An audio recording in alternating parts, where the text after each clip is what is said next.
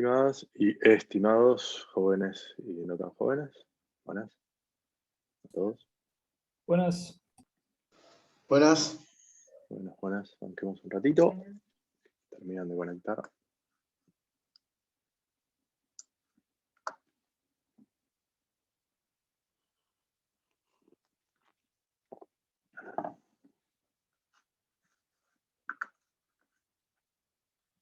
Un minuto.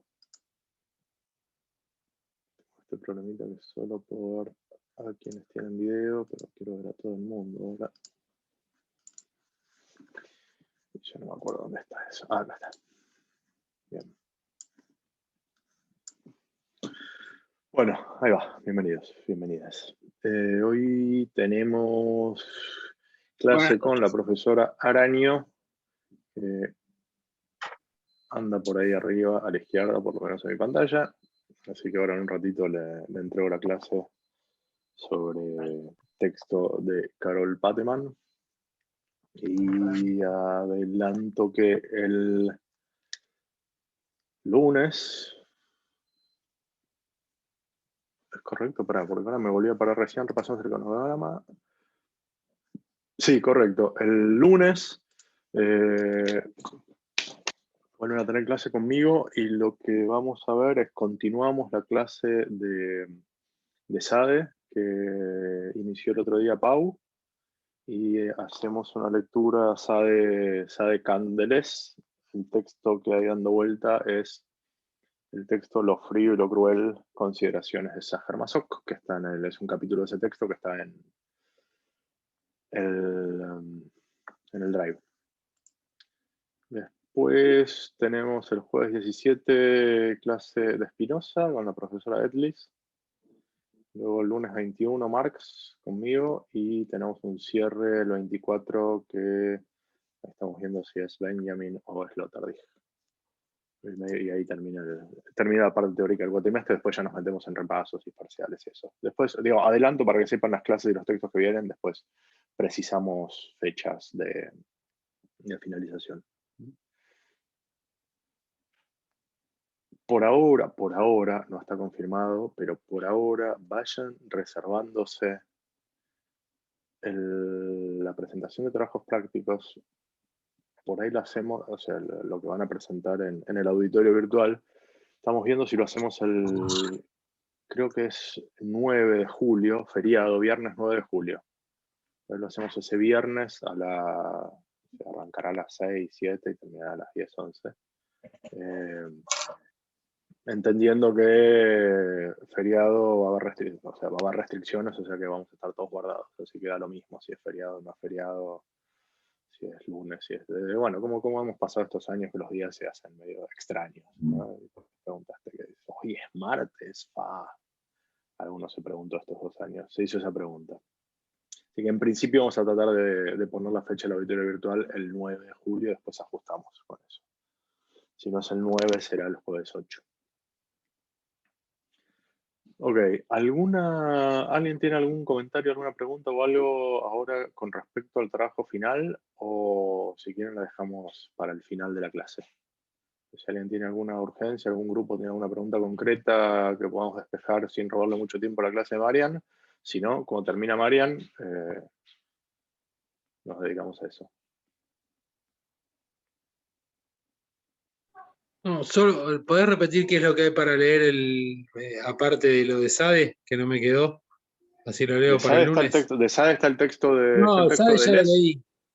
Después está de Spinoza, la recomendación que hizo la profesora Edlis está la ética en el programa, está la ética en el Drive.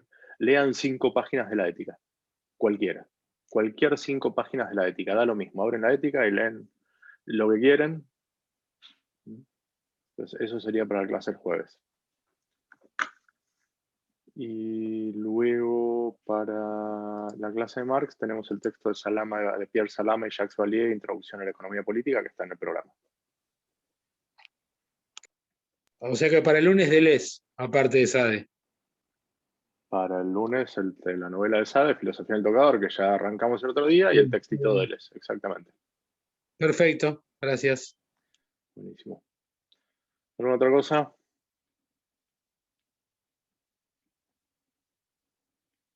la envidia que me provoca verlo fumar a Pablo es...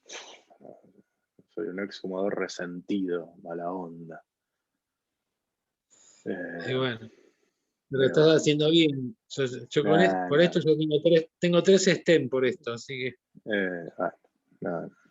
No hay relación causal entre los stent y el tabaco, eso es mentira. Yo soy pro vacunas, pero soy anticausalidad tabacal. Repetíselo a mi familia, me vuelve loco. Ok. Supuestamente, profe, Toris, el vos tema también, del pero... cigarrillo. No, pero el tema del cigarrillo, el humo, no nos deja ver lo que nosotros no queremos ver. ¿Entendés? Nos convencemos de cualquier cosa. Hace 2 años que dejé de fumar y son los peores 2 años de mi vida. Una pandemia, de hecho, miren. O sea, no. Esta es las pruebas. ¿Qué pasa cuando dejas de fumar? Se va el mundo se va al tacho. Sí, anda como Bien, basta de tonterías, perdón. Basta de tonterías, Marian, te paso la clase y... ¿Me traes el cargador del celu? Todo tuyo. Mutense, por favor. Pablo, muteate. Eso, ahí está. Bueno, ¿cómo andan? Espero que me escuchen bien, que me vean bien, que podamos hacer esta clase sin problemas técnicos, que es el gran cuco de la pandemia. Teníamos para hoy el contrato sexual de Carol Peyman. Voy a compartir pantalla para empezar, para mostrar algunas cositas, ilustrar un poquito la primera parte. A ver cómo era. Me van diciendo. Ahí la tendrían que ver ahí la ven a Carol, ven también cosas mías. Se ve perfecto. Se ve perfecto, Marian. Bien, perfecto. Bueno, muy bien. Esa es nuestra autora. La autora del momento de hoy. A ver. Uy, ahí se fue todo. Ahí está. Bueno, muy bien. Bueno, ¿cómo están? Yo soy Mariana Aragno, soy parte del equipo. Algunas hemos charlado en los parciales o en alguna que otra clase, en algún comentario de intervención. Esta es la primera clase que voy a dar en este cuatrimestre. Y se trata, bueno, la idea es que podamos trabajar un poquito el texto de Carol Peyman y la selección en particular que les les pedí, en realidad tienen el libro entero, ¿no? Si les interesa en algún momento lo pueden mirar, pero en principio, para los que por ahí no estuvieron o todavía no se pudieron poner, me interesa que lean capítulo 1, 2, 3 y 8, y bueno, y por ahí vamos a circular un poco la clase. La clase de hoy va a tener mucho de como advertencias de lectura y ese tipo de comentarios y de datos que me parece que pueden estar buenos que charlemos en este espacio para que ustedes puedan después involucrarse con profundidad en el texto, con una cierta introducción histórica conceptual de por qué este texto, de por qué damos este texto, de qué se trata, y sobre todo de que podamos como reflexionar y relacionarlo con respecto a otros contenidos de la materia, ¿no? Lo primero que quiero hacer antes de, en esto que les digo, de contarles un poco el contexto, es justamente dedicarle una parte de la clase, breve, en lo posible, a pensar un poco las preguntas de la época. Acá yo creo que había puesto a ver, bueno, ahí está ella, lo ven, ¿no? Sí, perfecto. Bien, y ahí está un poquito de la estructura de la clase, ¿sí? Que vamos a manejar. Lo primero es esto, ¿no? En el punto 1, que podamos charlar un poco sobre las preguntas de la época respecto del feminismo, del movimiento feminista, bajo las cuales la autora produce su teoría del contrato sexual. Bien, en este sentido, me interesa que lo podamos pensar en el marco de lo que se conoce como la categorización de las olas del feminismo, ¿sí? ¿Por qué? Porque, bueno, esta categorización remite a lo que es el pensamiento y el movimiento feminista en Gran Bretaña, Norteamérica. Esperen que, no sé por qué no los veo yo, perdón, como que se me minimizó y no los veo, me veo a mí nada más. Bueno, no importa, sigo. Bien, entonces, por un lado, eso, empezamos con las olas del feminismo para poder contextualizar a la autora, ¿sí? Una aclaración de la aclaración. Esto de historizar y de pensar sobre todo en contar un contexto conceptual más que histórico puntualmente respecto del feminismo para poder situar a Carol Pateman en ese contexto, por supuesto que es una técnica que puede, digamos, una estrategia, si se quiere, pedagógica que tiene un montón de problemas porque no es, digamos, exactamente así, ¿no? Y además es una categoría que responde a un sector y a un momento y una producción específica que, como vamos a ver más adelante, tampoco representa lo que ha sido el movimiento feminista en nuestra región, por ejemplo, ¿sí? Y eso no es un dato menor, es algo que me interesa que lo tengan bien presente, pero igual es muy difícil poder profundizar en este texto si no hacemos este recorrido, aún con los riesgos que implica, ¿sí? Así que, para empezar, la primera ola del feminismo, lo que se conoce como la primera ola del feminismo, que se puede situar a fines del siglo XIX, comienzos del siglo XX, y acá lo que tenemos es a las feministas, fundamentalmente, ¿no? A las feministas de la igualdad, ¿sí? El movimiento de las feministas de la igualdad es el momento en el que surge todo el debate y la lucha por los derechos políticos de las mujeres, el momento de las estrellas son las sufragistas, si se quiere, las sufragistas de Gran Bretaña, y después todo el movimiento sufragista en Estados Unidos también, y cómo se va expandiendo, ¿no? por esa región en esa época, ¿sí? Fundamentalmente eso, para que tengan en cuenta, lucha por el acceso a la igualdad formal, el acceso a los derechos políticos, el acceso al trabajo formal y a la educación, ¿sí? Esas son las principales demandas de las feministas de la igualdad. Estas feministas conviven también con las feministas que se conocen como de la diferencia o feminismo cultural, que a diferencia de ellas plantean lo opuesto, ¿no? Si bien conviven digamos, temporalmente, lo que plantean es no una reivindicación, digamos, una asimilación sería a los varones en tanto al acceso a los derechos, hasta ese momento exclusivos de los varones o de los hombres, sino que plantean que no son justamente iguales y que no quieren eso, sino una revalidación y una puesta en valor de la diferencia, ¿sí? De la diferencia de las mujeres, la mujer como sujeto político, ¿sí? Entonces, estos dos feminismos conviven en esta época que, así muy rápido, podemos enunciar la primera ola del feminismo, que es muy importante por todo lo que es la lucha de las sufragistas, ¿no? Ahí, por ejemplo, la tienen a una histórica sufragista inglesa, yo no sé si lo ven o no, ahí tienen otra imagen, ¿sí? Como para que puedan un poco... Después hay una discusión de si, el feminismo de la Ilustración se podría situar en este momento, o si sirvió como apoyo teórico para estas feministas, o bien corresponde a un momento o una etapa anterior, eso depende de quién esté contándole, de la historiadora que lo trabaje, cómo lo pueda plantear, ¿sí? Pero bueno, algo importante es que podamos pensar que en este momento se piensa el sujeto político del feminismo es la mujer, y se piensa mujer, digamos, ya sea por los derechos que las mujeres deben tener en términos iguales que los hombres, o bien en los derechos que las mujeres deben tener en tanto que mujeres, ¿sí? Pero las categorías que se ponen en juego son mujeres y hombres, ¿sí? Esto se los digo ahora porque lo voy a retomar en breve.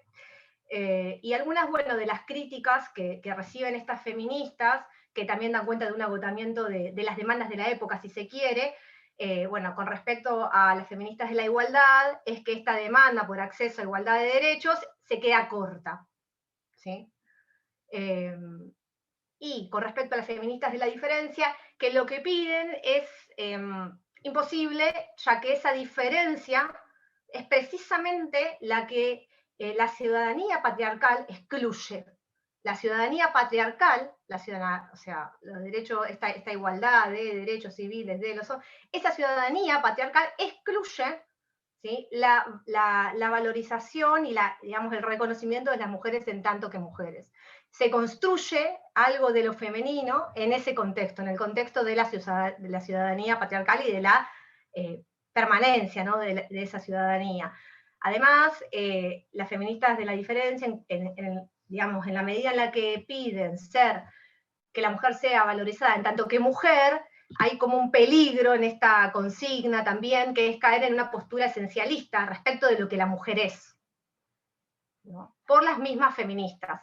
Estas son algunas de las críticas que reciben y que de alguna manera van a dar cuenta y van a dar paso a un segundo momento, a una segunda ola del feminismo, que viene de la mano con un resurgimiento del movimiento después de las 2 guerras mundiales, ¿sí?, en la década de los 60, en las décadas de los 70. Piensen que estamos pensando siempre en el eje, ¿no?, como ya dije al inicio, en Norteamérica y Gran Bretaña sobre todo, y lo que aparece acá es una necesidad de una reflexión colectiva más profunda respecto de las raíces, ¿no?, del patriarcado y de las consecuencias de eso en la vida de las mujeres, un poco como dialogando con las feministas de la primera ola, sean de la igualdad de la diferencia, respecto de que solo eso no alcanza, ¿no?, de que hay algo más, de que la complejidad del patriarcado es más profunda, que no tiene que ver únicamente con el acceso a la igualdad formal o a la igualdad ante la ley. Bien, es el apoyo teórico, digamos, sí, como podemos presentar a las feministas de la segunda ola, son las feministas radicales, ¿sí?, el feminismo radical, que justamente viene a radicalizar las consignas, las demandas, y es el auge y el momento en el que se libra como la lucha por los derechos sexuales de las mujeres, los derechos sexuales, los derechos reproductivos y los derechos no reproductivos también, ¿sí? Es la lucha del derecho al aborto, es el momento en el que se legaliza el aborto, digamos, en estas décadas en las que se libra toda esa lucha y se legaliza el aborto, ¿sí? Se empiezan a crear los grupos de autocuidados de mujeres, empieza como a circular otro modo de relación, ¿no?, de las mujeres para con las mujeres en el marco de estas demandas. Bien, acá me interesa que pensemos con respecto al sujeto político, porque es una manera de seguir el recorrido de las olas del feminismo, de cómo va cambiando, es que si bien el sujeto político sigue siendo la mujer cisgénero, ¿no?, ya vamos a ver después, también con privilegios de clase y de raza y demás, de todas maneras, digamos, a pesar de que siga siendo la mujer el sujeto político, se produce un cambio, un traspaso al concepto de género. Y se empieza a pensar las problemáticas relacionadas al acceso a derechos de las mujeres como problemáticas de género. Este es un cambio importante porque invita a que los varones y los hombres se puedan sumar a la lucha del movimiento feminista, en la medida en que ya no se discute en términos de hombres o mujeres, sino en términos de género, y de cómo eso también tiene consecuencias sobre las relaciones en su totalidad, ¿sí? El lema de este momento del feminismo es un lema que también nos va a dar, bueno, ahora ya vamos a ir, pero es lo personal es político, es uno de los lemas, que, bueno, por supuesto, como les decía al principio, esta historización, o sea, salir de un momento para volver a, digamos, el pasaje de una ola a la otra, digamos, la historización no es así, ¿no? Por supuesto que siempre se van como superponiendo y se va entrando y saliendo y girando en torno a estas demandas, ¿no? Pero sirve ordenar un poco para que podamos entender, más que nada, por qué la autora escribe como escribe, que eso es lo que yo quiero dejar salvado con esta introducción también. Bien, bueno, una crítica que recibe este feminismo radical de la segunda ola es que justamente limita el sujeto político del feminismo a las mujeres, ¿sí? Y empieza, digamos, sigue pensando dentro de una dinámica binaria, ¿sí? Lo que van a decir las críticas de digamos, las que van a elaborar esta crítica, es que es necesario poder incluir otras subjetividades en el sujeto político, ¿sí? Ya sean las subjetividades LGTBI, no binarias, bueno, trans, y esto es lo que va a dar, ¿sí? Sí, quiere decir sí. que entonces al globalizarlo en el tema de género ya se desestima un poco y se retrotrae a la problemática anterior. O sea, hicieron un paso adelante y aprovecharon eso y se volvió atrás. Una cosa así, ¿está bien? Sí, digamos que sí está bien. Hasta este momento el sujeto político del feminismo fue la mujer. En la segunda ola lo que ocurre de novedoso, interesante y fructífero es que se puede pensar la problemática de la mujer en términos de género. Ahora ya, en esta crítica a la segunda ola que le va a dar como el paso, ¿no?, a la tercera ola, sí, directamente se cuestiona que no se incluyan otras subjetividades a el sujeto político del feminismo y que por ende, ¿no?, las demandas de la lucha feminista quedan ligadas a el sujeto político que se constituye, ¿no? O sea, esto es como hacerse un lugar, ¿no? Hacerse un lugar en la lucha feminista en esa época, y la diversidad que tiene el colectivo es muy grande, y las feministas se van disputando también un lugar para impulsar las consignas que las representan a cada sector del feminismo. Entonces, a ver, yo no sé ahí, a ver, acá había traído esta imagen, no sé si ven ahí, porque antes teníamos a los sufragistas, imagen, acá. Bueno, acá ya pasando a la tercera ola, es esta transición que se da en el sujeto político del siglo XX al siglo XXI, empiezan a aparecer otras modalidades. Acá lo que vamos a tener es la teoría queer, y la autora estrella, si se quiere, es Judith Butler, o una de ellas, ¿no? Judith Butler con su teoría de la performatividad, ¿sí? Donde, siguiendo esta línea de lo que les vengo contando, lo que va a decir en una oración de en 2 renglones, lo voy a decir así porque la experta en esto es otra compañera de la cátedra, que ojalá en algún momento puedan tener alguna clase con ella, de teoría queer, pero como para enunciarlo, lo que va a decir Butler en este contexto, en este momento, es que el género no está inscrito en la biología humana, ¿sí? Es el resultado, el género, ¿sí? Es el resultado de las relaciones sociales y las interrelaciones sociales que se dan en el marco de un lenguaje común. Este es un momento fascinante del feminismo en cuanto a las posibilidades que permite y que invita para pensar y pensarse, ¿sí? Es todo lo que voy a decir de esta tercera ola. Después hay un cuarto momento que está en disputa, una cuarta ola que viene a cuento un poco de todo lo que es el ciberfeminismo, a partir de las nuevas tecnologías, de las posibilidades de sociabilizar y compartir información, ¿sí?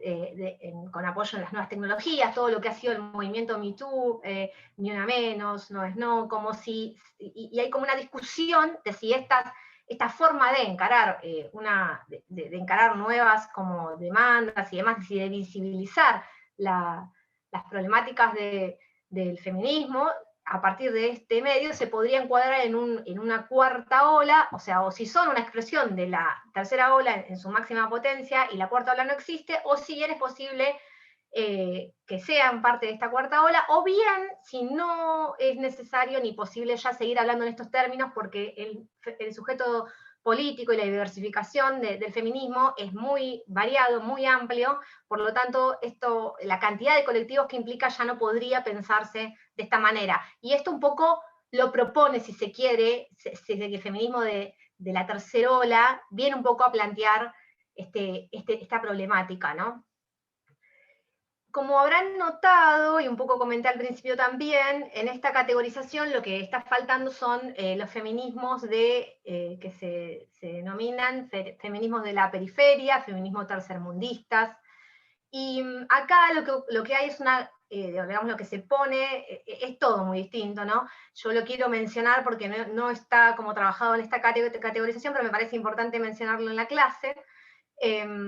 Lo que se pone como, lo que complejiza un poco la discusión es pensar en toda una relación particular que hay entre las diferentes opresiones, ya sean de sexo o de género, de clase, de raza, y la tradición de lucha ligada a las cuestiones de clase, de tierra, de etnia, ¿sí? Esta complejidad que también tiene que ver con un término que es la interseccionalidad, ¿sí? Un término actual del feminismo, que también tiene su experta, otra compañera de la cátedra que es experta en esto, y también espero que puedan cursar con ella en algún momento algo. Bien, esto no está tratado en los feminismos, ni de la segunda ola, ni de la primera ola, ¿sí? Es otra problemática. Y acá también es importante, bueno, también está la discusión de si es necesario como armonizar las experiencias de los feminismos estos de la periferia o de nuestra región en este tipo de categorías o no, ¿no? O no.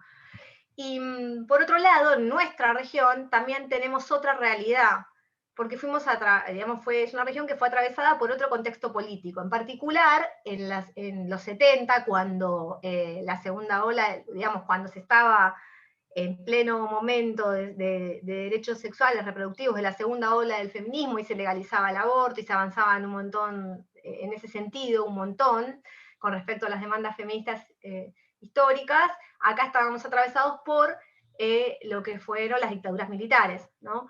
La dictadura militar, perdón, bueno, en nuestro país, en la región, las dictaduras de la región.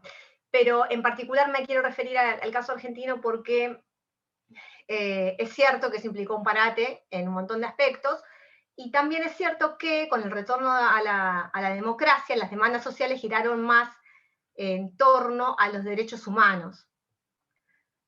Y esto, y que las demandas estrictamente ligadas al feminismo, si se quiere, vuelven a aparecer no hace mucho, ¿no?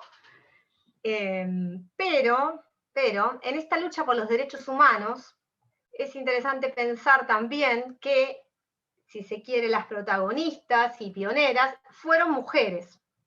Me refiero a las abuelas y a las madres de la Plaza de Mayo, que en términos conceptuales de la clase de hoy es un ejemplo muy lindo, porque nos invita como a pensar esto, cómo esas mujeres, a partir de su lucha por la búsqueda de sus hijos, hijas y de sus nietos y nietas, ponen en cuestión el rol de la maternidad, ¿no? A diferencia de lo que se espera de una madre en términos, bueno, o sea, esto lo vamos a tratar ahora a continuación, ¿no? Cuando metamos un poco más de lleno del texto, pero si se quiere, mucho de todo este recorrido tiene que ver con poder visibilizar ese mundo de lo que se conoce como la esfera de lo privado, donde circula el cuidado, donde habita fundamentalmente, históricamente,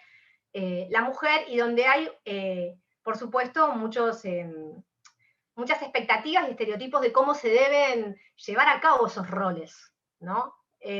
Entonces, en plena dictadura militar, estas mujeres, a partir de ese rol, del rol del cuidado, invierten totalmente la expectativa de lo que se espera que hagan, ¿no? Digamos, una buena madre debería quedarse en su casa cuidando y amando, ¿no?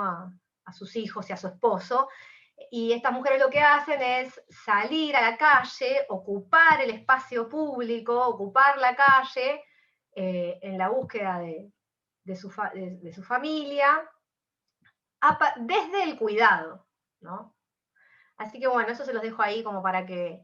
Y también no les voy a poder mostrar mucho nada hoy porque no estoy no estoy en mi casa, pero como para recomendar lectura, para profundizar en esto, pueden ver Historia de las Mujeres Argentinas de Dora Barrancos, que trata muy bien todo digamos, está bien para reponer un poco sobre lo que ha sido la historia, bueno, de las mujeres y del feminismo en nuestro país.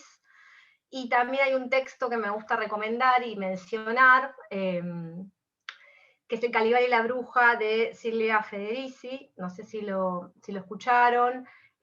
Este libro es interesante, ¿por qué? Porque trabaja la transición del feudalismo, ¿sí?, al capitalismo y la temprana modernidad, y digamos, trabaja, bueno, a la mujer, ¿no?, en esa transición.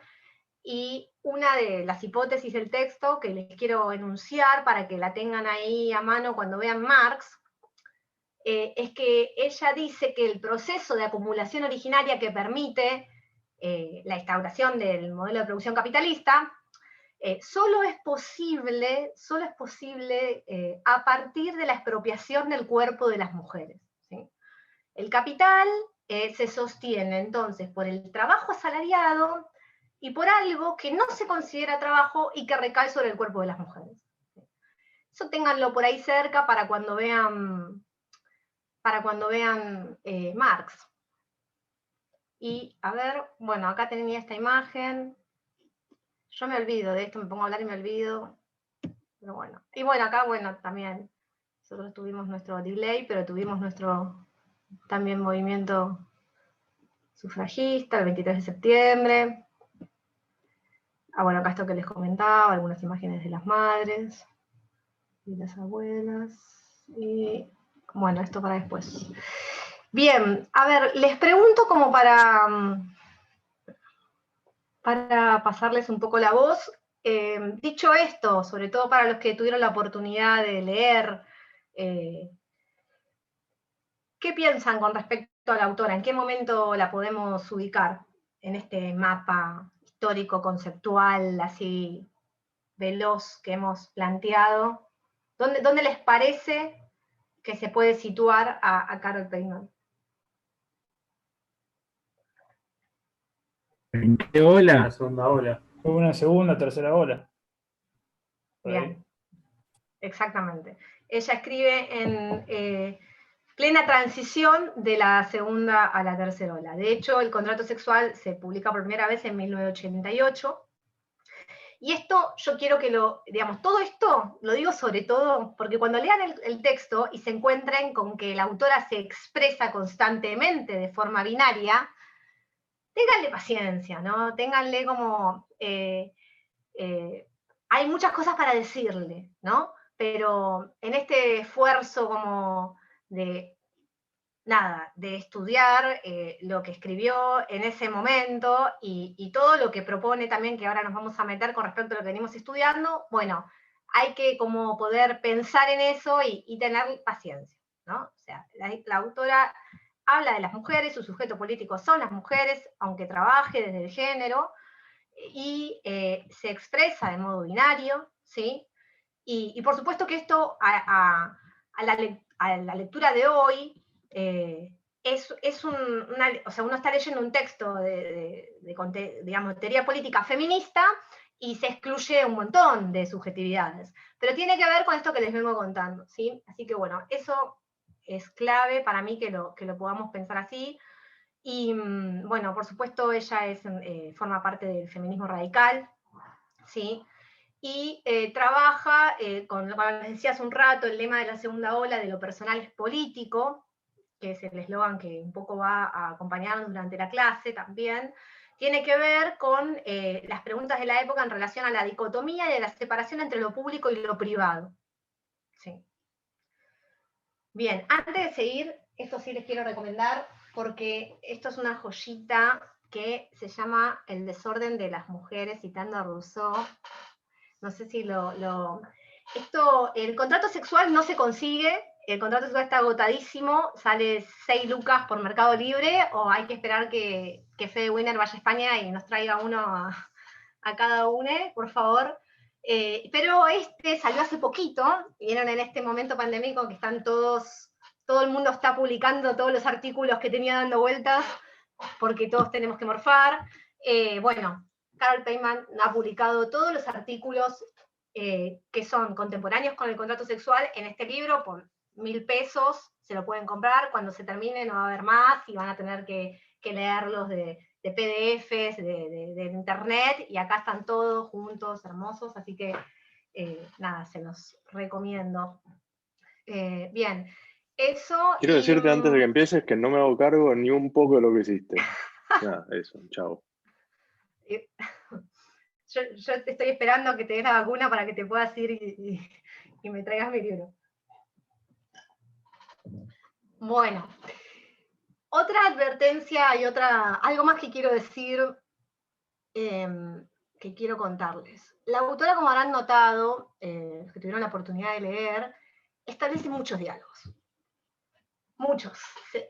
Muchos diálogos como con diferentes cuerpos y momentos teóricos. Y esto a veces puede ser un poco confuso, ¿no? O sea, por un lado vamos a ver que discute con el feminismo clásico, por supuesto, con el feminismo de la primera ola, ¿sí? Y repone constantemente sobre la necesidad de ir más allá de la igualdad formal y pensar más profundamente en la complejidad del patriarcado, ¿no? Que sería esta transición, digamos, esto ya sería segunda ola, ella está parada ahí, entonces está en ese diálogo.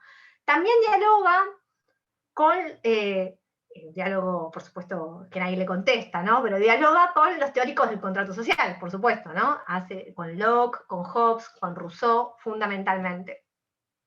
Pero también dialoga con... Sí. Carol Pateman se tira en contra de Rousseau, lo pone como si fuera un machirulo, lo odia. No sé si lo odia, a eso voy, a ver. Claro, bueno, dialoga con los teóricos del contrato social. Rousseau tiene una novela muy linda que se llama El Emilio, la educación, que nos da un montón de tela para esta clase. Léanla en algún momento porque es muy linda, y ella se apoya mucho en ese texto porque no todos los autores dejan, digamos, por escrito tan claro el lugar que ocupan las mujeres en la teoría del contrato social. Pero antes de meternos exactamente ahí, yo igualmente quiero hacer una salvedad, que es que dialoga con los teóricos del contrato social y también dialoga con los teóricos políticos posteriores, ¿no? Que piensan y que reflexionan sobre el contrato social, ya sea de respecto de aproximaciones, digamos, las aproximaciones convencionales de los textos clásicos, como aquellos que son más críticos, ¿sí? Ella los va a llamar los teóricos críticos del contrato, los socialistas, ¿no? Lo pone como lo aclara también, se lo sacaron por si lo leen, como que pone un gran paraguas de los socialistas como los teóricos críticos, y los demás, donde sobre todo entra Rawls en la bolsa, como, bueno, estos teóricos políticos que vienen a pensar el contrato social después, ¿no? Del contrato social, y ahí ella tiene un diálogo con ellos también, ¿no? Y hace una diferenciación, pero que esto lo voy a decir después, y vamos a retomar un poco lo que también decía Doris. Antes, a mí me gustaría, bueno, lo pionero de Carol Pateman, a mí me gusta mucho darles esta clase, porque este es un curso de teoría política, y Carol Pateman es una teórica política, y hace teoría política feminista, y es pionera en plantear justamente preguntas específicamente feministas sobre las relaciones contractuales, ¿sí? Ahora, yo quiero pasar, habiendo hecho esta como introducción, ¿sí? de contexto, de un poco de también por dónde viene, cómo está armado el texto, ¿no? Porque estos diálogos que les menciono los van a ver y está bueno que los puedan separar, que puedan darse cuenta cuándo está discutiendo con los teóricos del contrato social y cuándo está discutiendo con otros teóricos, cuándo discute con las feministas y demás, ¿no? Para poder identificar bien las discusiones que se dan en el texto. Pero bien, una vez habiendo planteado esto, a mí me gustaría que ahora podamos reponer un poquito sobre un poco lo que venimos trabajando en las últimas clases, sobre todo en Hobbes, sobre todo en Rousseau, respecto bueno, de este concepto de estado de naturaleza que nos plantean en particular estos dos autores, y me gustaría que lo puedan pensar un poco como con teniendo muy presente, por ejemplo, la clase que dio el profesor Torres, que habló mucho de este contexto post-Lutero, ¿no? En el que aparece Hobbes, en el que podemos pensar a Hobbes, y en esta máquina moderna, post-máquina cristiana. Yo les voy a hacer algunas preguntas, y espero que podamos charlar un poquito de eso para pasar a la próxima parte de la clase, ¿sí? Que las preguntas las tengo, de hecho, acá. Estoy estrenando mi módulo 3 de carrera docente con estrategias, así que vamos a hacer muchos experimentos en esta clase. Así que yo, miren, les dejo las preguntas. Son preguntas, nada, casi todo es la misma pregunta, pero como para que las voy a leer. ¿Por qué la ficción del estado de naturaleza? ¿No? Pensándolo en esto que les decía recién, ¿no? En contractualismo, ficción, post-Lutero, post-máquina cristiana, pleno máquina moderna. Bueno, ¿por qué un tratado de teoría política? O sea, ¿por qué esto tiene 618 páginas? ¿Por qué? ¿No? Y ¿qué piensan leyendo un poco las preguntas? ¿Qué me podrían decir? Recapitulando y reponiendo un poco de las clases anteriores.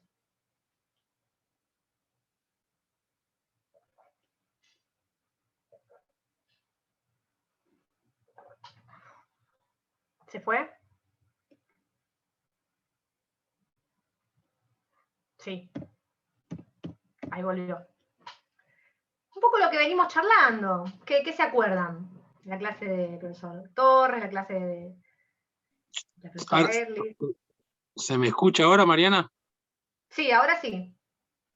Yo, básicamente, cuando lo leí, la verdad que fue, yo no lo vi desde el punto de vista netamente, para mí ella, desde mi punto de vista, como que trasciende el feminismo y se va a la génesis y critica la ficción, como que todos los contractualistas inventaron una ficción para poder, que no es que, a ver, como para poder justificar su contractualismo y su teoría política, inventaron una ficción, que la más, ella, por lo que leí yo, al que más estima o al que más considera es a Hobbes, o al que más real lo considera.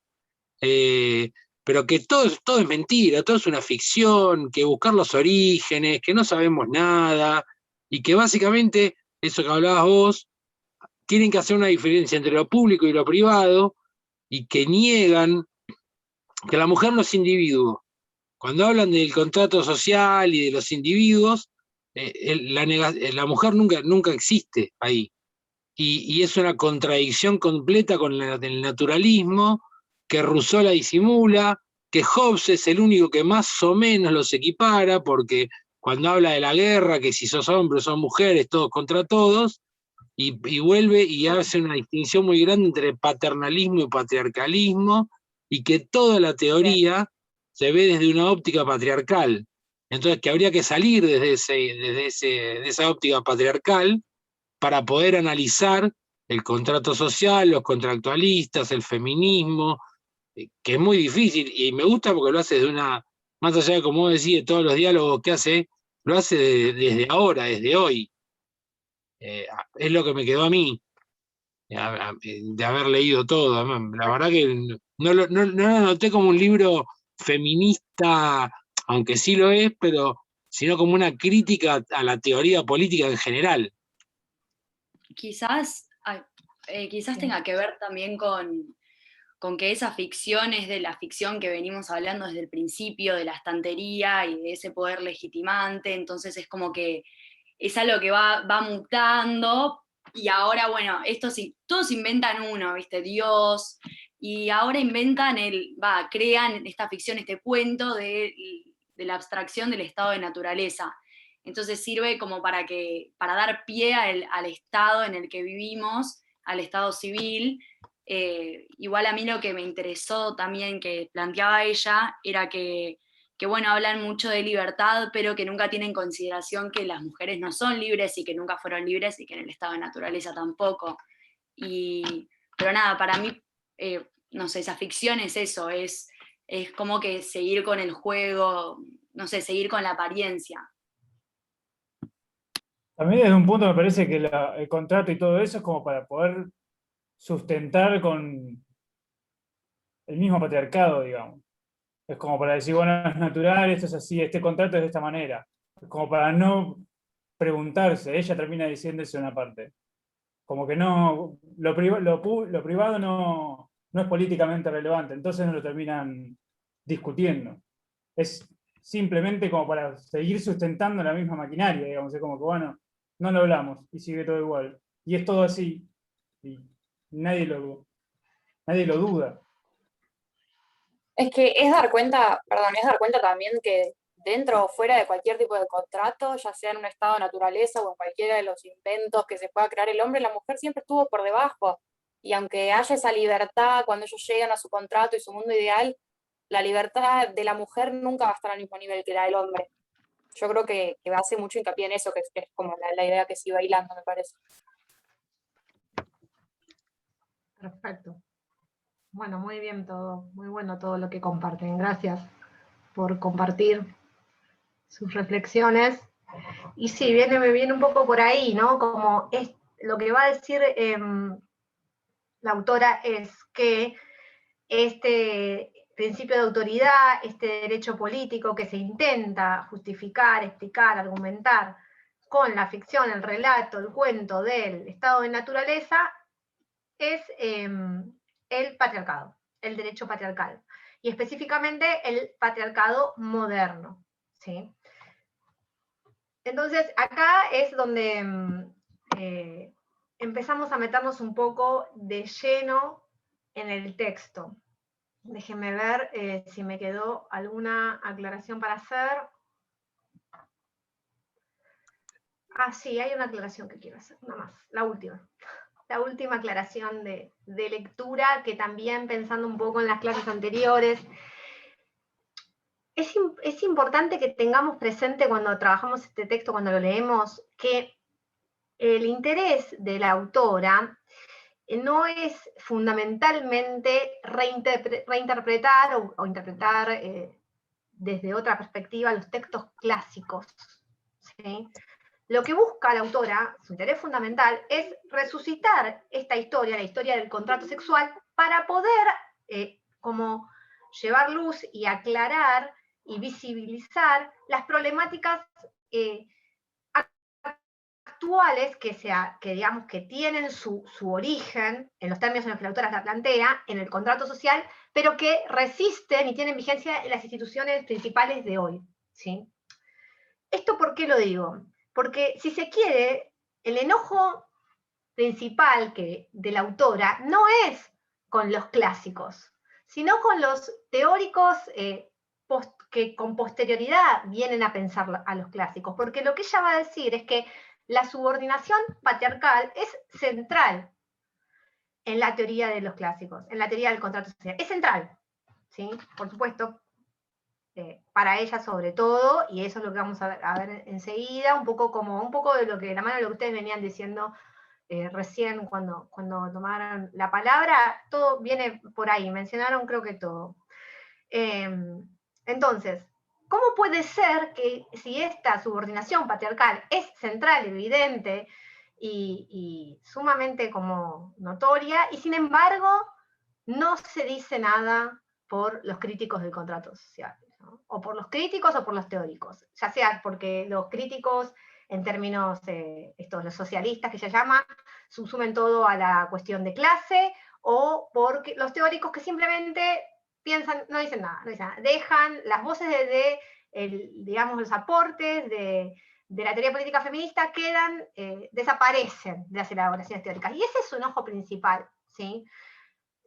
Por eso lo quiero decir porque si bien es cierto que la disciplina, la filosofía como disciplina, la teoría política, es sumamente androcéntrica, es una disciplina construida por un canon enteramente viril y falocéntrico. Las grandes figuras, los grandes filósofos, los ineludibles, los referentes, son varones blancos, europeos.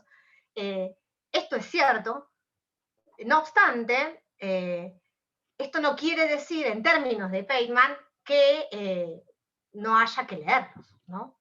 Que no haya que leer a los teóricos del contrato social. Si su discusión fundamental es con los que vienen después a pensarlo y siguen sin incorporar la crítica feminista en sus producciones académicas, en sus desarrollos teóricos, ¿sí? Bueno, esto me parecía importante también mencionarlo. Ahora, entonces, vamos a hablar un poco de tres cuestiones. Yo acá esto ya creo que lo puedo sacar, lo de la pantalla, así, perdón, a ver cómo hago. Eran unas fotitos como para... Pero yo ahora, stop share. Ahí está. Para zafar del primer plano un rato. Ahí ya está, ¿no? Nos vemos todos ahora. Bueno. Bien. Hay como tres extremos que vamos a charlar un poco de eso para entrarle de lleno entonces al contrato sexual, ¿sí? En principio existe esto de que existe este silencio, ¿no? Este silencio por parte de los teóricos del contrato, que después lo mantienen los teóricos políticos, que, bueno, todo lo que dije recién, este silencio con respecto al contrato sexual, ¿sí? Que es de lo que no se habla, ¿sí? Y que no es un silencio inocente, o sea, el contrato sexual como un pacto que está dentro del pacto, ¿no? Dentro del pacto social. Dentro del contrato social está el contrato sexual, ¿no? Es un ítem más.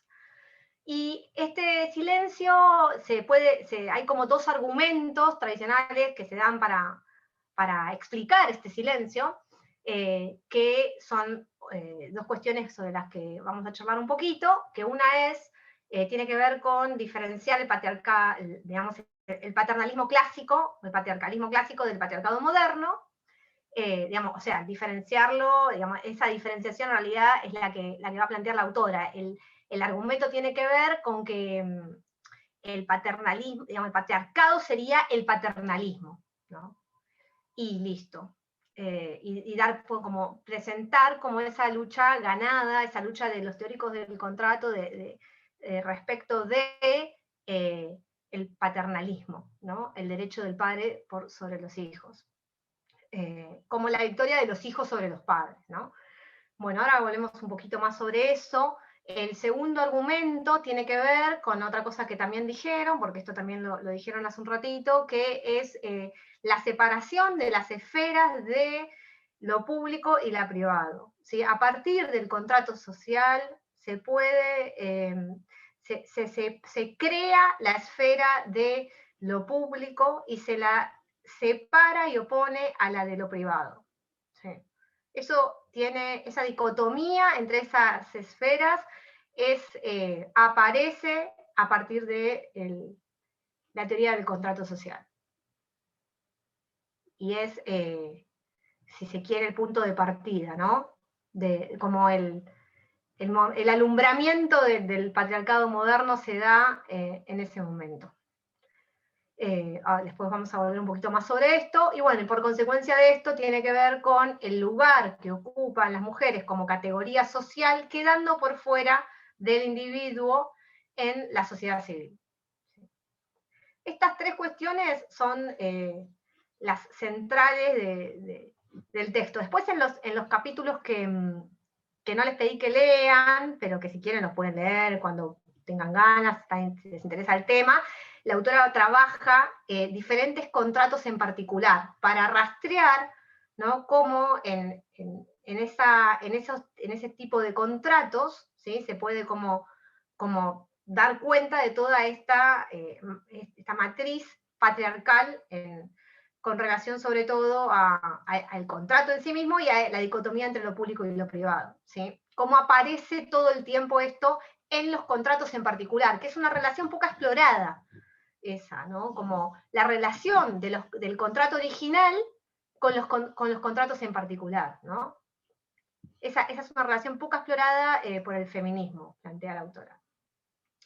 Entonces trabaja el contrato, bueno, trabaja la esclavitud, bueno, el matrimonio, trabaja la prostitución, ahora no recuerdo el contrato laboral, eso está como trabajado específicamente en el libro.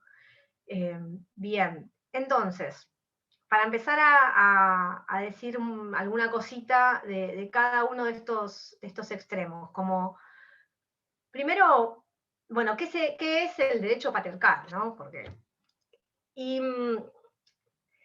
vendría a ser este pacto de acceso por parte de los hombres al cuerpo de las mujeres, así.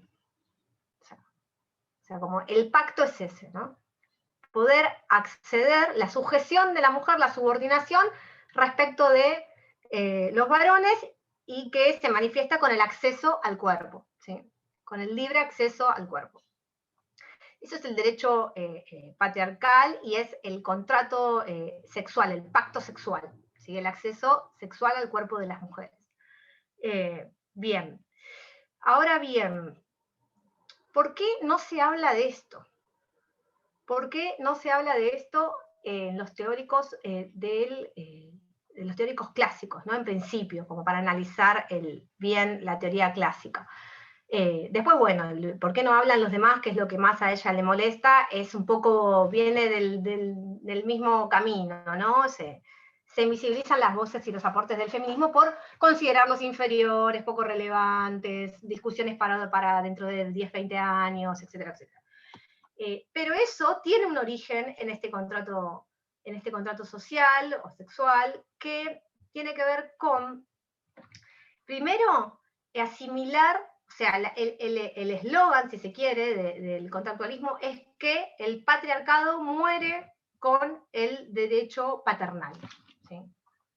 Esa es la interpretación patriarcal del patriarcado, digamos, más fuerte.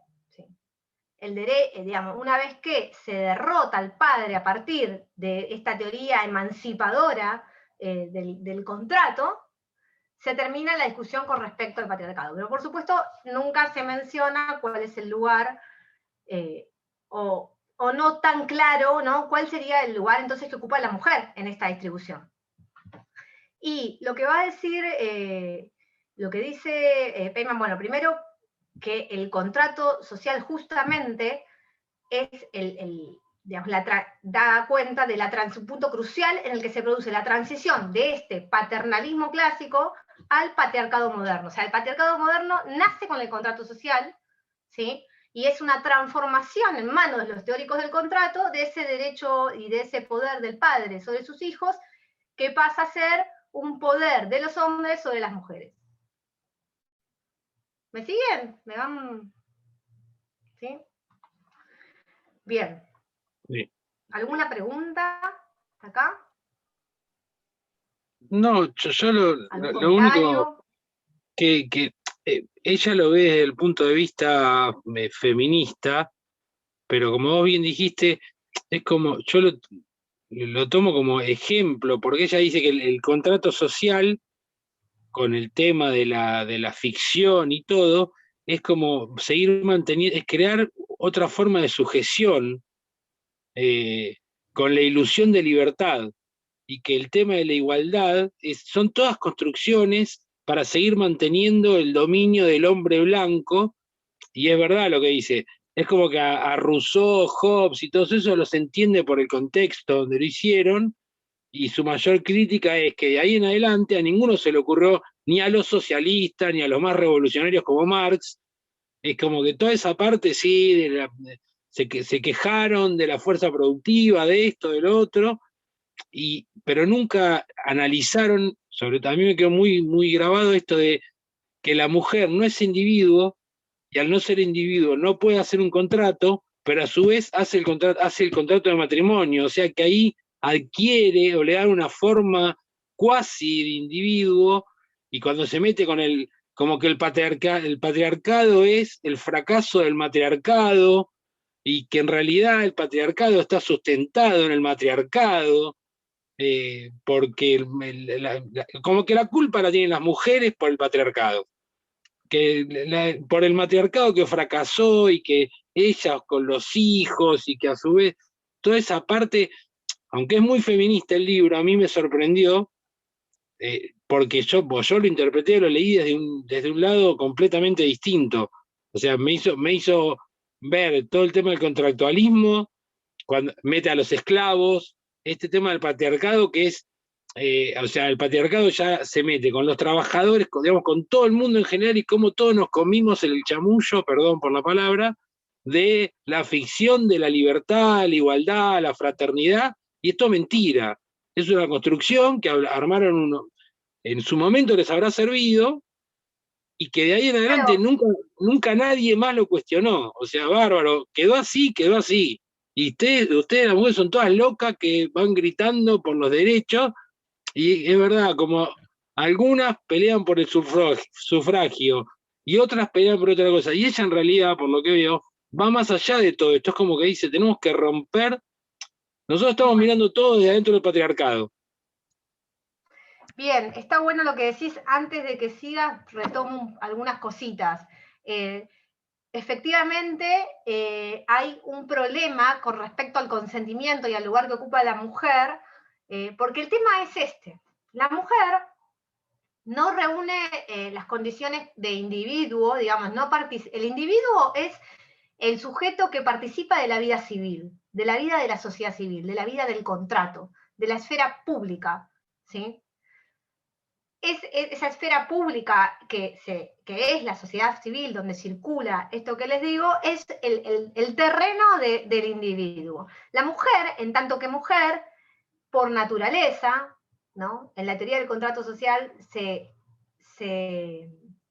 explica asumiendo que por naturaleza tiene atributos distintos que no la ponen no le dan la posibilidad de ejercer ese rol, ¿no? Debe quedarse por naturaleza, entonces, en la esfera de lo privado, que es una esfera que se la presenta como separada, opuesta y lejana de lo público. Ahora bien, lo que no se cuestiona es la relevancia política de esa división. ¿Sí? Y el problema del consentimiento en la mujer, porque si no es individuo y no puede contratar, ¿cómo puede ser que pueda celebrar el contrato de matrimonio? Ahí hay un problema serio de consentimiento en los términos de la teoría del contrato, ¿no? En los términos de la autora, lo que nos va a decir es que ese poder que ejercen los hombres sobre las mujeres, que no se cuestiona y que se organiza, digamos, y se distribuye a partir de la división de las esferas de lo público y de lo privado, ese poder se incorpora como derecho conyugal. Lo que en el paternalismo clásico era el poder de los padres sobre los hijos, en el patriarcado moderno va a ser el poder que ejercen los hombres sobre las mujeres. Acá es cuando uno dice, no, es más que eso, pero bueno, segunda ola, sujeto político, hombres, mujeres, género. Va a ser ese poder y se va a integrar, o sea, la mujer se va a integrar a la sociedad civil a partir de celebrar el contrato de matrimonio. Y ese poder, esa dominación, esa sujeción, se formaliza a partir del matrimonio. Entonces este es un contrato muy importante, donde ella lo trabaja mucho, ¿sí? También es interesante que podamos pensar con esta relación que les decía antes de pensar el contrato original respecto de los contratos en particular, así como en el contrato original se intercambia obediencia por protección, me siguen, ¿no? Sujeción, ¿no? A la ley civil para poder acceder, o obediencia al soberano para que me proteja de la amenaza inminente de muerte. En el contrato de matrimonio, por ejemplo, ocurre lo mismo, es el mismo pasaje. ¿Sí? No obstante, esto que también comentaba el compañero, que me lo anoté, no hay que perder de vista que la teoría del contrato social, sin dudas, es una teoría que acá es donde a mí me quedó rebotando un poquito Sade, que ese juego queda para hacerlo por ahí en otro momento, que lo pueda estudiar mejor, ¿no? Pero pensaba, ¿no? Como cuando Sade dice, bueno, un esfuerzo más, ¿no? Si queréis ser republicanos. Y a mí me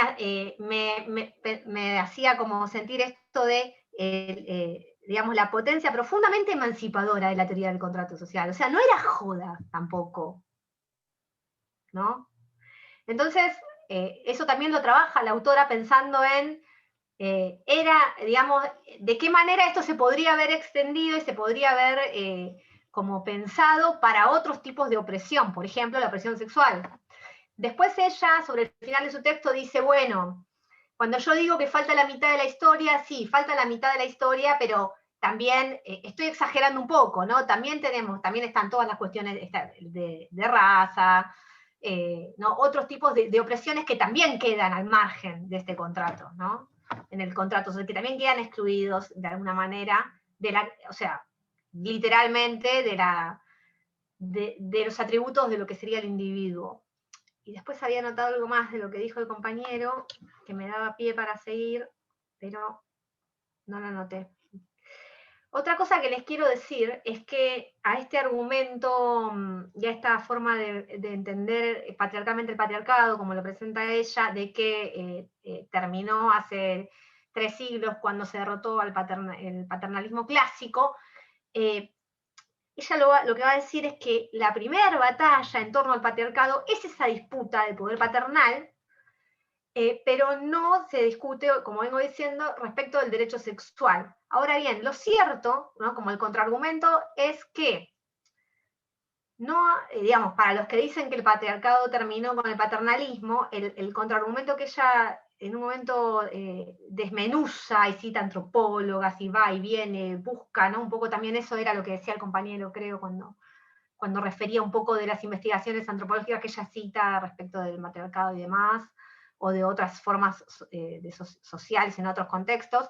Lo que dice es que no hay ninguna sociedad conocida, no se conoce ninguna sociedad donde las mujeres hayan tomado decisiones sobre los hombres, donde se haya definido conductas sexuales, donde las mujeres hayan definido conductas sexuales o hayan controlado los intercambios matrimoniales.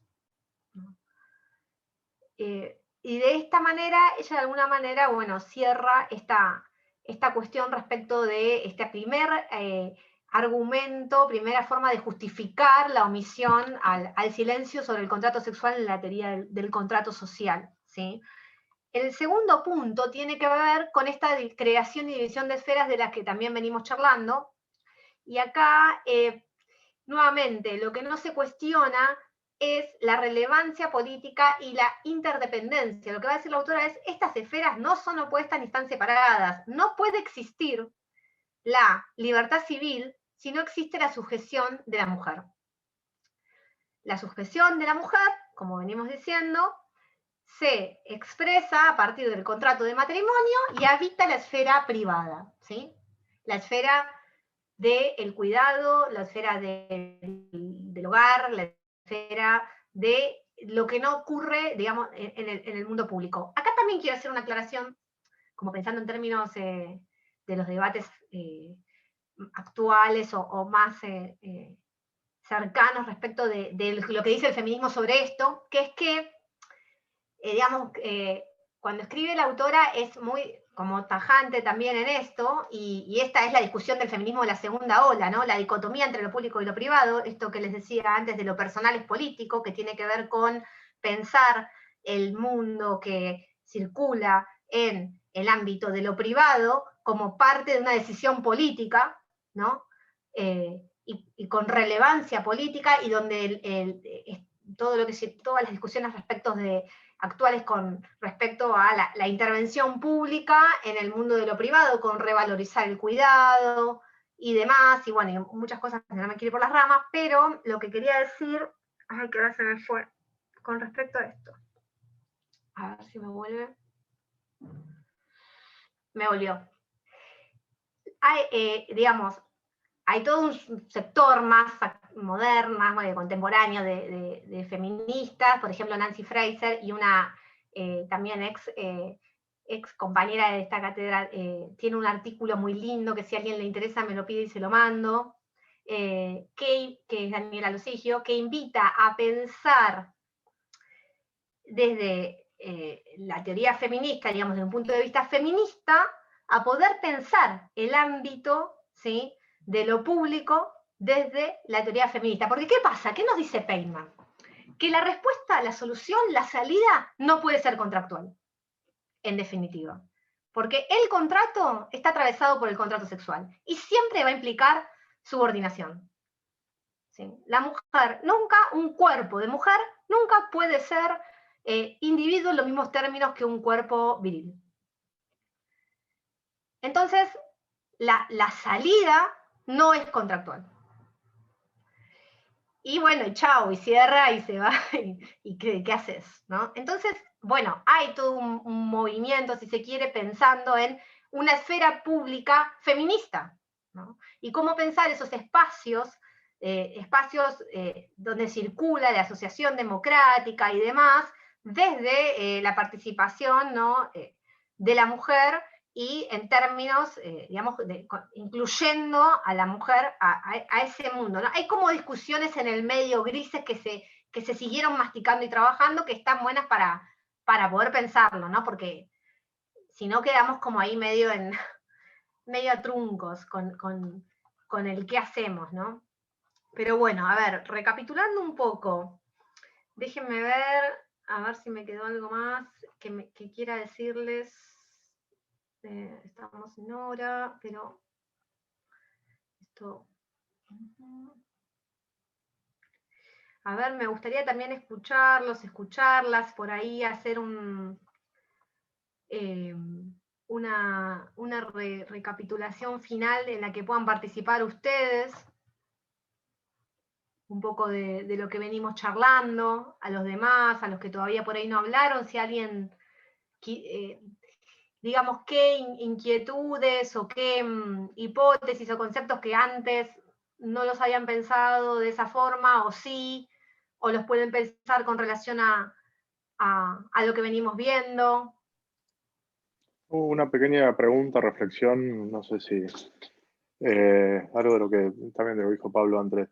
Vos lo repetiste mucho que, o sea, no, la crítica no está tan enfocada a los contractualistas clásicos, sino que hay una crítica, digamos, al debate neocontractualista académico norteamericano, entiendo.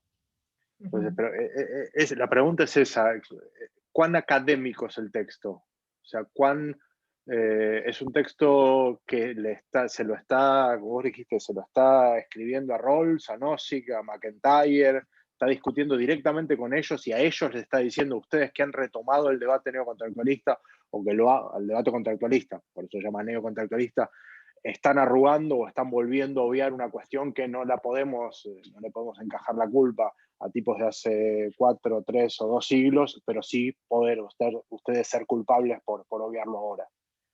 Pregunto, ¿cuánto énfasis poner en eso? Y después, digamos, en esta nueva lectura que hice para esta clase, escuché más eso todavía, ¿no? Como, a ver, de ninguna manera, digamos, o sea, la autora hace teoría de política. O sea, cualquiera como que digamos, se conmueve por estudiar teoría política, de ninguna manera vamos a cancelar a los clásicos. De ninguna manera.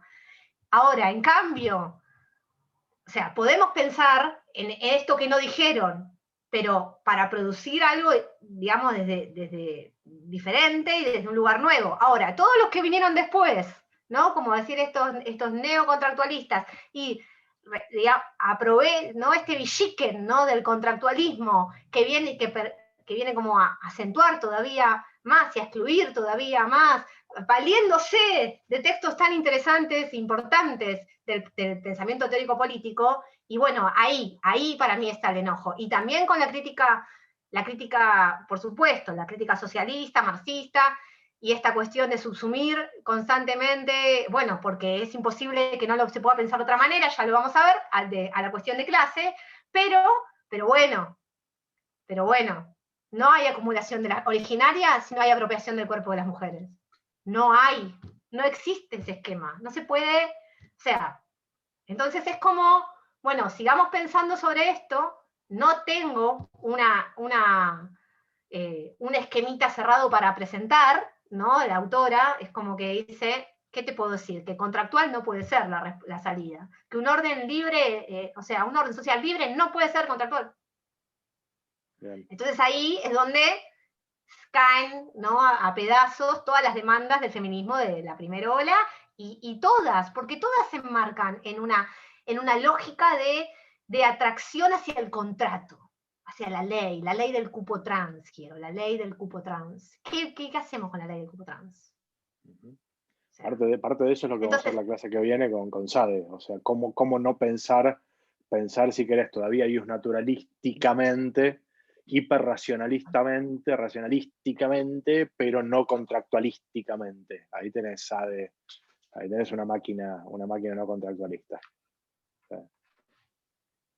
Está buenísimo el link con Sade de esto, para seguir pensando. Pero bueno, sí, viene un poco para ahí. En esta nueva lectura yo tuve esa sensación también como linda de leerlo más así también. De decir, bueno, esto, claro.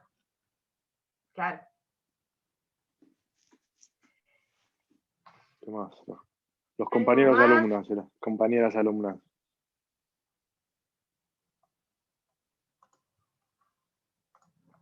Voy a mirar mientras tanto acá, a ver si me quedó algo.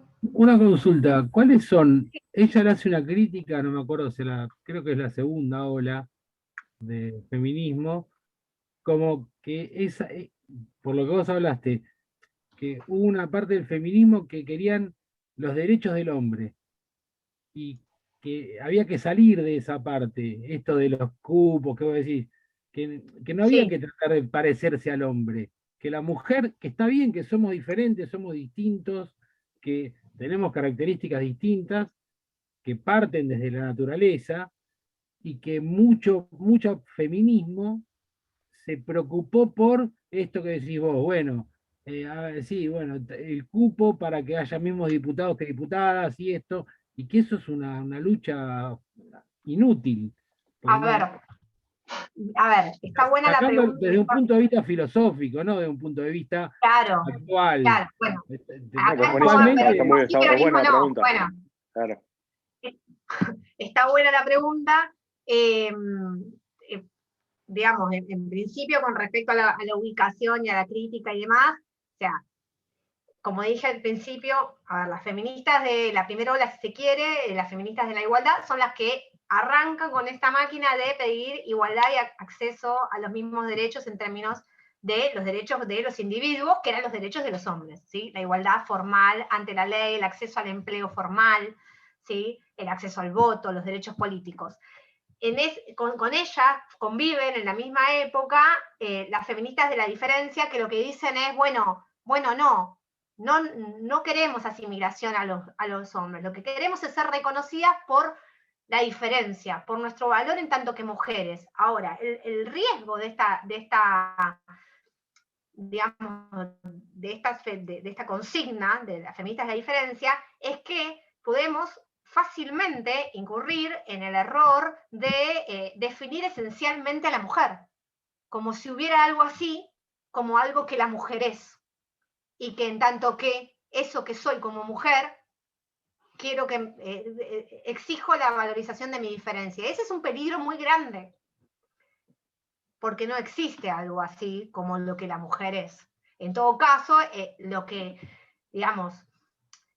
le dicen a estas feministas es justamente eso de lo que la mujer es o lo femenino, es una explicación y un argumento que se da en términos patriarcales desde la definición misma de lo que de la sociedad civil.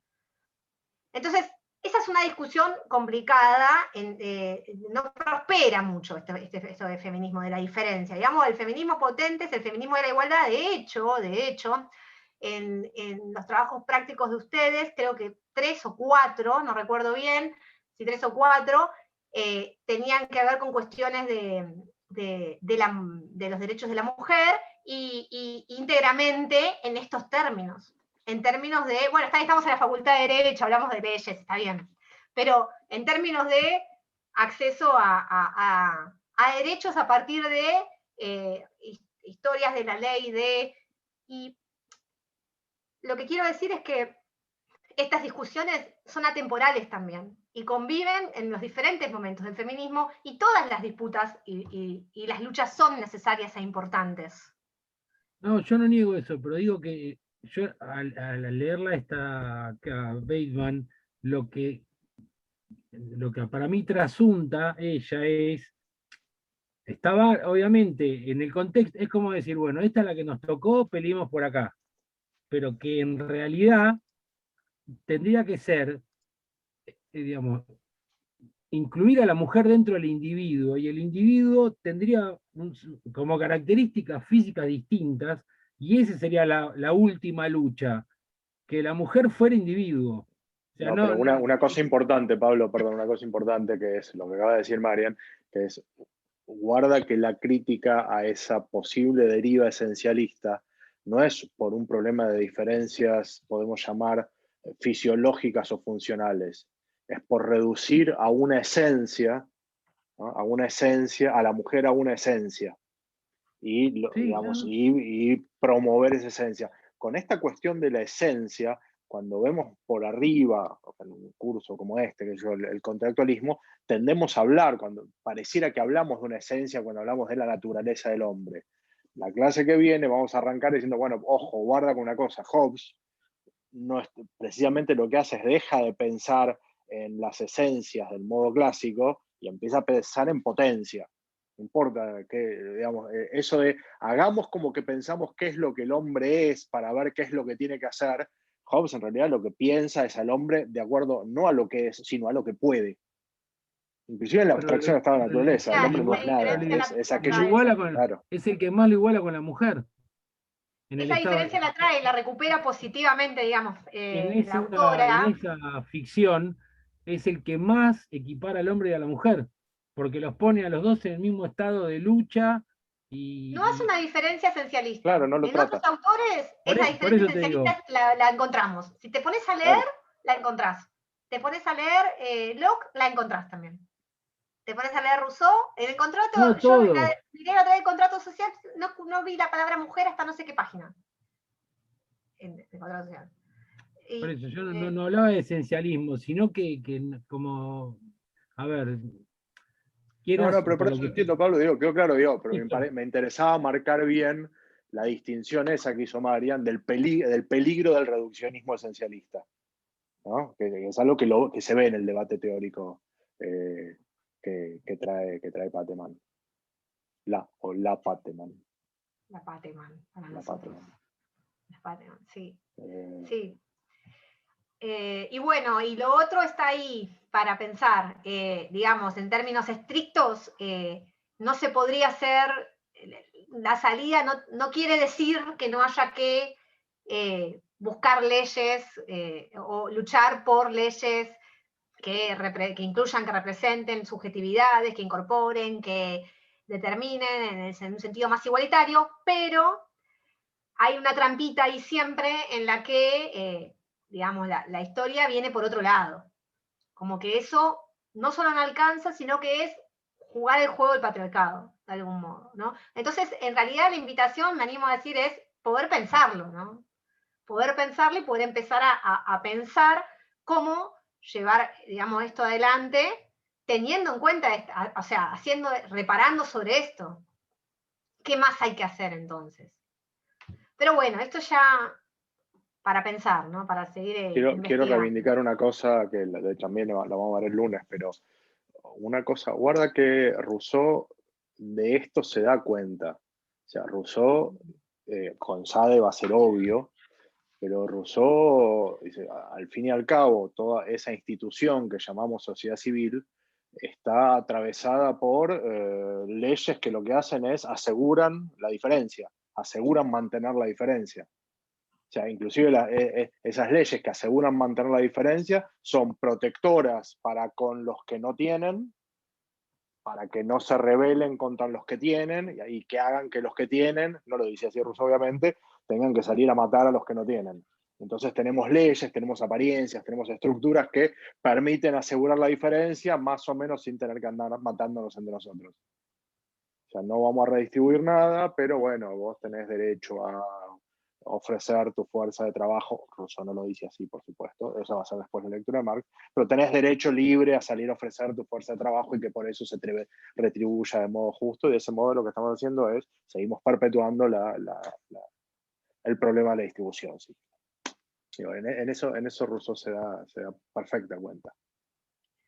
Y todas esas relaciones se materializan contractualmente, ¿no? La relación de trabajo, y tienen como este rasgo de como esclavitud, ¿no?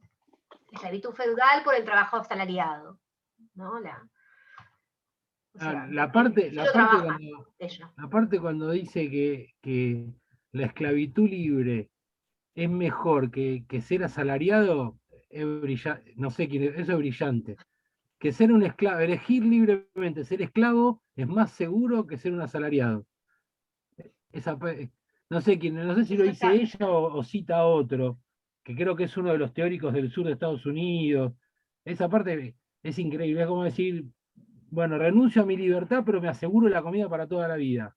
En cambio, el asalariado corre el riesgo de, bueno, si no hay trabajo no come. Por eso para mí yo lo interpreté mucho más allá del feminismo, aunque por ahí es fundamental para el feminismo, pero a mí me hizo rever todo el contractualismo y ver un montón de cosas que no Es las que había igualmente visto. pensar en términos feministas no es pensar en términos sectoriales. Digamos, la incorporación de los debates o la mirada feminista sobre diferentes discusiones no es algo reducido a un No. interés de un grupo sino que atraviesa transversalmente implica, ¿no? Todas las... Bueno, tiene básicamente relevancia social en todo sentido, digamos, por eso ella lo está bien dice. también que lo pienses de forma feminista y digas lo que decís, digamos, ¿no? Es No que es ella lo dice, en realidad todos los grandes pensadores son todos hombres, blancos, ricos, todo todo lo que citamos es, y no hay nunca una mujer escribió, pues también no podían, pero te hace repensar un montón de cosas. Y yo no soy, qué sé yo, nunca tuve demasiada, ni feminista, ni antifeminista, ni machirulo, ni nada, pero para mí fue mucho, ahora está muy copado. Aparte muy actual, a diferencia de leer Rousseau, Hobbes, ¿qué es que lo escribió? Los 80. 88. Porque ella habla de los 60, de los 80, es de ahora. Claro, bueno, trae esos debates actuales que bueno, que permiten hacer este juego un poco de ir y venir, pensándolo dentro del marco de la autora, que es lo que no hacemos cuando leemos clásicos, porque estamos leyendo clásicos y no corresponde, digamos. Sí, de Hobbes y todas esas cosas. Está bárbaro, pero habla en criollo. Ajá. Bueno, ¿algo más? Si no, vamos cerrando, son -4. Yo no preparé nada, no sé si alguien tiene algo. A ver qué vengo. Bueno, ¿alguna cosa de trabajo práctico que haya quedado ahí colgada, que tengan ganas de charlar? ¿Alguna pregunta, algún avance, alguna cosita? ¿Tienen?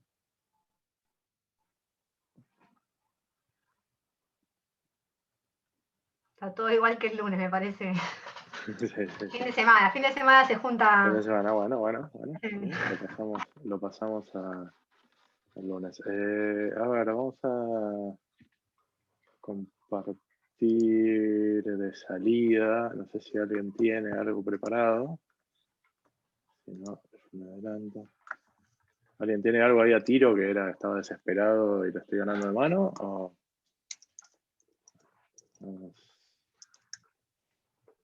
Ya está.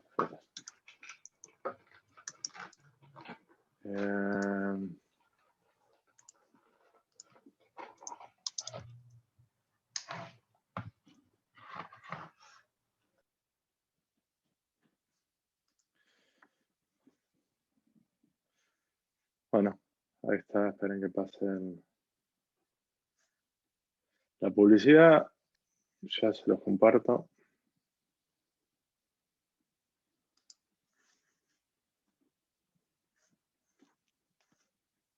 Sale, ¿eh? Ahí compartió algo. Bueno. Don Kim, tarde. Ya recién lo acabo, lo siento. Guardalo para la clase que viene. Un regalo que les hago para quien no conozca al mejor poeta vivo, ahora lo conoce.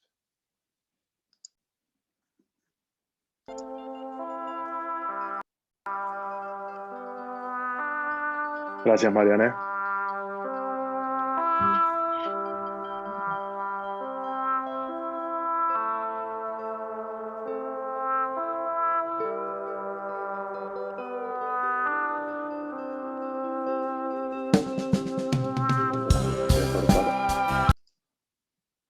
Uy, perdón, hice lío. Quise cortar la grabación. Voy de nuevo,